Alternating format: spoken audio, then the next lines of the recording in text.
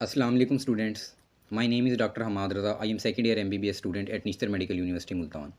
Logical reasoning के पिछले lecture में हमने डिस्कस किया था क्रिटिकल थिंकिंग को। आज के अपने इस लेक्चर में हम डिस्कस करेंगे कोर्स ऑफ एक्शन को। कोर्स ऑफ एक्शन क्या है और आप कोर्स ऑफ एक्शन के एमसीक्यूज़ को कैसे सॉल्व करेंगे। तो आइए स्टार्ट करते हैं। सबसे पहले वो कोर्स ऑफ एक्शन की डेफिनेशन दे रहा है। A course of action is a procedure to deal with the situation. आप किसी भी मामले से कैसे नबर्द आज़मा होते हैं, इसे कहते हैं आपका कोर्स ऑफ एक्शन। हमारी ज़िंदगी में हमारे साथ यही होता है कि हमारे साथ मुख्तलिफ़ मसले पेश हमें मसाइल दरपेश हो जाते हैं। तो आप किसी भी मसले का कितना बेहतरीन हल पेश करते हैं, यह है आपका कोर्स ऑफ एक्शन। इसी के बारे में आगे वो कह रहा है, in such type of question a situation is presented in the form of a statement. अब लॉजिकल रीजनिंग का क्वेश्चन कैसे आएगा? आपको वो एक स्टेटमेंट दे देगा, साथ वो पॉसिबल कोर्स ऑफ एक्शन दे देगा। आपने बताना होगा कि इनमें से कौन सा बेस्ट है। ठीक है, कोई एक बेस्ट है, ये दोनों ही बेस्ट हैं, ये दोनों ही बेस्ट नहीं हैं। अब सवाल ये है कि हमारे पास कोर्स ऑफ एक्शन का जो एमसीक्यू आएगा, हम उसमें से किस ऑप्शन को सिलेक्ट करेंगे। वो कहता है we need to choose the one which is feasible. हमने उस कोर्स ऑफ एक्शन को सिलेक्ट करना है जो फिजिबल हो। अब फिर सवाल यही है कि फिजिबल कौन सा होगा। तो कोर्स ऑफ एक्शन वो फिजिबल होगा जो प्रैक्टिकली पॉसिबल हो, यानी हम उसे अपनी ज़िंदगी में अमली तौर पर अप्लाई कर सकें। यूनिवर्सल हो, यानी दुनिया उसे एक्सेप्ट करती हो, वो यूनिवर्सल लॉज के ख़िलाफ़ ना हो। और इसके अलावा वो लॉजिकल हो, यानी उसके पीछे कोई ना कोई मंतक लाजमी हो। ये बात मैंने आपको पहले भी की थी कि आप कोई भी एमसीक्यू में कोई भी ऑप्शन आप सिलेक्ट करेंगे ना, उसके पीछे आपके पास कोई ना कोई मंतक, कोई ना कोई लॉजिक, कोई ना कोई जवाब, कोई ना कोई वजह लाजमी होनी चाहिए। बगैर वजह के आपने कोई भी ऑप्शन सेलेक्ट नहीं करना। तो आपको पता चल गया भाई, कोर्स ऑफ एक्शन ये होता है कि भाई आपके सामने कोई भी स्टेटमेंट, कोई भी सिचुएशन आ जाएगी, फिर आपने उसको टैकल करना होगा। वो आपके ऊपर है कि आप उसका कितना बेहतरीन हल देते हैं। के बाद हमने कोर्स ऑफ एक्शन जो सिलेक्ट करना है, उसे सिलेक्ट करते हुए हमने कुछ बातें जहन में रखनी है। वो क्या हैं? सबसे पहला पॉइंट ये है कि correct course of action should either lessen the problem. Correct course of action should either lessen the problem or improve the situation created by the problem. हमने वो कोर्स ऑफ एक्शन सेलेक्ट करना है जो या तो हमारे मसले को हल करे, या फिर हमारे मसले की वजह से जो बुरी सूरत हाल पैदा हुई है उसको बेहतर करे। अगर आप एक ऐसा कोर्स ऑफ एक्शन सेलेक्ट कर रहे हैं जो ना तो मसले को हल कर रहा है और ना ही ख़राब सूरत हाल को बेहतर कर रहा है, तो इसका मतलब आप एक गलत कोर्स ऑफ एक्शन सेलेक्ट कर रहे हैं, आप करेक्ट सेलेक्ट नहीं कर रहे। दूसरा पॉइंट ये है कि simple problem have a simple course of action and not a complex one which may create more problems than to solve or reduce it. ये एक इंपॉर्टेंट पॉइंट है, इसे समझ लें। आपने एक ज़रूर मिसल सुनी होगी कि आसमान से गिरा और खजूर में अटका। यही बात वो इधर कर रहा है कि जो सिंपल प्रॉब्लम होगा उसका कोर्स ऑफ एक्शन भी आपने सिंपल देना है। ये ना हो आप एक ऐसा कोर्स ऑफ एक्शन सेलेक्ट करें जो बजाय हमारे छोटे से मसले को हल करने के एक और नया मसला खड़ा कर दे। इसलिए आपने वो कोर्स ऑफ एक्शन सेलेक्ट करना है जो कि हमारे मसले को हल करे, ना कि आप एक ऐसा कोर्स ऑफ एक्शन सेलेक्ट करें जो कि हमारे आगे एक नया मसला खड़ा कर दे। तीसरा पॉइंट ये है कि course of action should be possible and should relate to the practical aspect of life and hence the given problem. ये पॉइंट मैंने आपको पहले भी एक्सप्लेन किया था कि हमने एक ऐसा कोर्स ऑफ एक्शन सेलेक्ट करना है जो हम अपने लाइफ में अमली तौर पर लागू कर सकें, वो पॉसिबल हो और वो प्रॉब्लम के रेलिवेंट भी हो।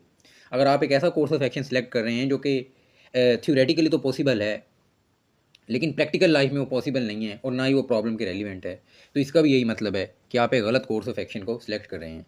तो ये थी, हमने थोड़ा सा सीखा कि भाई कोर्स ऑफ एक्शन क्या होता है और कोर्स ऑफ एक्शन का एमसीक्यू किस तरह आएगा, और हमने कोर्स ऑफ एक्शन सेलेक्ट करते हुए किन बातों को जहन में रखना है। आए हम इसकी थोड़ी सी एमसीक्यू प्रैक्टिस कर लेते हैं। अब स्टेटमेंट हमारे पास क्या है, वो कहता है some serious blunders were detected in the account section of a factory. एक फैक्ट्री के अकाउंट सेक्शन में कुछ सीरियस ब्लंडर हमें मिले।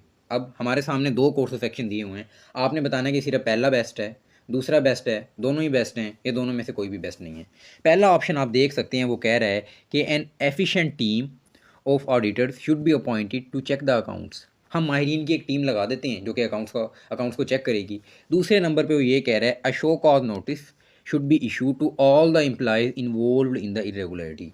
अब आप अपना कोर्स ऑफ एक्शन अपनी जजमेंट के अकॉर्डिंग बताएं कि कौन सा कोर्स ऑफ एक्शन बेस्ट है। कि भाई एक फैक्ट्री के अकाउंट ऑफिस में कुछ ब्लंडर्स मिले, पहला ऑप्शन तो ये है कि भाई हम माहिरीन की एक टीम लगा देते हैं, वो फौरी तौर पर ब्लंडर्स को चेक करेगी। दूसरे नंबर पे हमें ये ऑप्शन दिया जा रहा है कि भाई वो तमाम एम्प्लॉयज़ जो कि इस इरेगुलरिटी में मुलविस थे, हम उन सबको शो कॉज नोटिस जारी कर दें।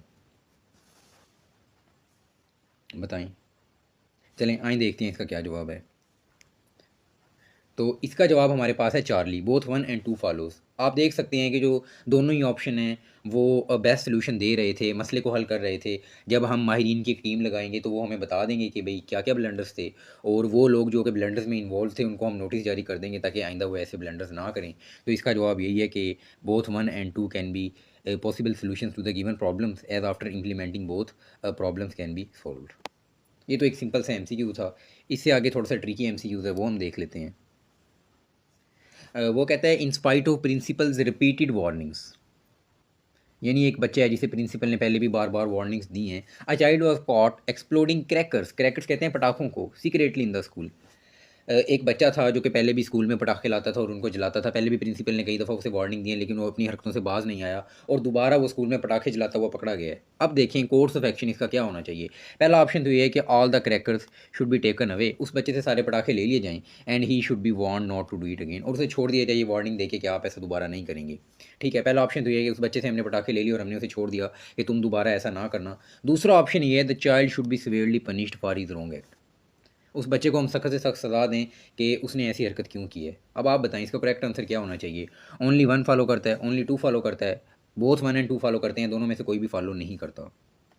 सोचें सोचें, बताएं क्या होगा इसका जवाब। तो आए देखते हैं इसका क्या जवाब। अब इसका जवाब ये है कि ओनली 2 फॉलो करता है। अब हम देखते हैं कि 1 फॉलो क्यों नहीं करता। वो कहता है here in this question the point to be taken care is that in statement it has already given the principal has given child repeated warning. वो कह रहा है स्टेटमेंट में वो हमें बता रहा है कि बच्चे को पहले भी रिपीटेड वार्निंग्स दी गई थी, लेकिन वो अपने इस फेल से बाज नहीं आया। तो अगर हम उसे दोबारा वार्निंग दे देते हैं ना, तो बच्चे पे इस चीज़ का कोई भी मस्बत असर नहीं होगा। तो ज़रूरी है कि हम बच्चे को सज़ा दें, मतलब उसको सीवियरली पनिश करें, तो बच्चा अपनी हरकत से बाज आ जाएगा। ठीक है, तो इसका जो करेक्ट कोर्स ऑफ एक्शन है वो ओनली 2 फॉलोज़ बनता है। अगर आप एक बहुत ज़्यादा मैंने पहले भी बात की थी, नरम तबीयत के मालिक हैं, ठंडी तबीयत के मालिक हैं, और आप ये सोचते हैं कि कोई बात नहीं, बच्चा था फिर क्या हो गया, शरारत कर रहा है, और बच्चे से पटाखे ले लिए जाएँ और उसको वार्निंग देके छोड़ दिया जाए, तो आप गलत सोच रहे हैं, आपने ऐसा नहीं करना। या फिर अगर आप ऐसा सोच रहे हैं, बहुत ज़्यादा सख्त तबीयत के मालिक हैं और कहते हैं कि भई ये पनिशमेंट तो बच्चे के लिए बहुत थोड़ी है, बच्चे को फ़ौरी तौर पे ना स्कूल से निकाल दिया जाए, स्कूल से एक्सपेल कर दिया जाए, इसलिए आप नीदर 1 नॉर 2 फॉलो लगा दें, वो भी बात गलत है। इसका सिर्फ ओनली 2 फॉलो बेस्ट बनेगा। मैंने पहले भी आपको ये बात समझाई थी कि आपने वो ऑप्शन सेलेक्ट करना है जो कि सिचुएशन के मुताबिक बेहतरीन हो, ना कि आपके मुताबिक बेहतरीन हो, जो कि किसी न किसी लॉजिक के ऊपर बेस करता हो, जो कि यूनिवर्सल हो, और जिसको दुनिया एक्सेप्ट करे, जो कि प्रैक्टिकल लाइफ में पॉसिबल भी हो। तो ये थी आज की एक छोटी सी वीडियो। मज़ीद हम ऐसी वीडियोस बनाते रहेंगे और आपकी प्रैक्टिस के लिए हम लॉजिकल कोर्स ऑफ एक्शन के अच्छे एमसीक्यूज़ अपलोड करेंगे, और इंशाल्लाह ये वीडियो जब आप देख लेंगे और कोर्स ऑफ एक्शन के वो एमसीक्यूज़ आप सॉल्व कर लेंगे, इसके बाद आपको किसी किस्म की कोई भी बुक या नोट्स पढ़ने की ज़रूरत नहीं रहेगी। आपके पेपर में जो 6 एमसीक्यूज़ आएंगे वो हमारी इन्हीं वीडियो से सॉल्व हो जाएंगे। मज़ीद ऐसी वीडियोज़ के लिए हमारे चैनल से जुड़े रहिए। अपना बहुत ज़्यादा ख्याल रखिए। अल्लाह।